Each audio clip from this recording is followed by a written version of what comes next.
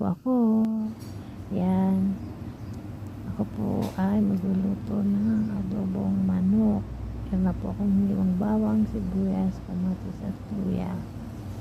Yan po ay maglagay tayo ng mantika sa kawali. And buksan po natin ang ating kalan. Yan po, painitin lang po natin konti ang mantika at lagay na natin ang sibuyas. Haluhaluin na po natin. Siya po ay medyo brown. Pagka po yung nagsilang na po, pwede na po natin isunod ang ating hiniwang luya. Ayan po, nilagay ko na din po ang luya. Din po, ito na natin po ang luya. Para po yung luya na yan, nawala po ang lansa ng ating adobong manok. Ayan po, sinunod po natin ang bawang.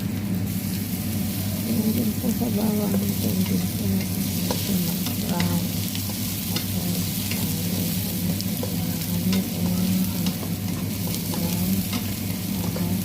Tapos po, ito lang kamatis. Sarap po ang kamatis. Ang adobo kung ito ng kamatis. Lalo po sasarap ang ating paboritong adobo. Adobo ng buong bayan. Hindi, ganun po yung natin na. Kaya po tatakpan po mga natin para manuto ang kamatis. Pagkatapos po ng ilang minuto at ito na ang kamatis, ay pwede na po natin ilagay ang ating minarinig ng manok. Minarinig po todo at paminta. Ito, haluin na po natin ang haluin. Mix na po yung ating mga ingredients sa ating manok.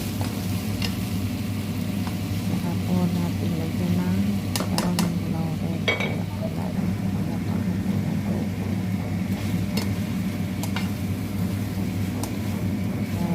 Hayaan po natin sa kumulo para maluto po ang manok. Takpan po natin. Yan po. Dapat na po ang kulo niya. Oo namin. Ito na.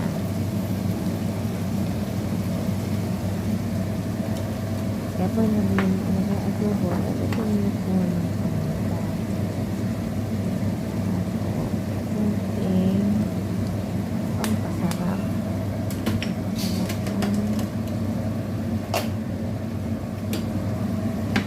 Chicken powder. Ito ang aji. Aji manok. Bawal po. Kaya po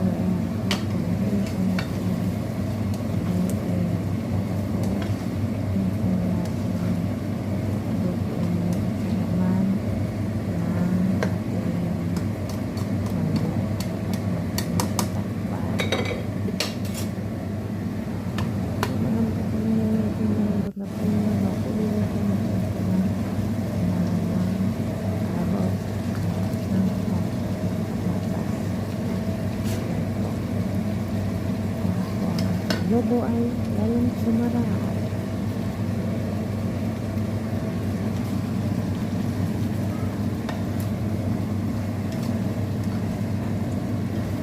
Ang ating adobong manok with carrots at patatas.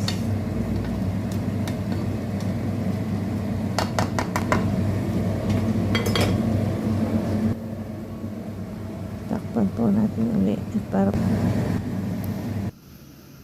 ayan na po ang ating finished product, ang ating adobong manok.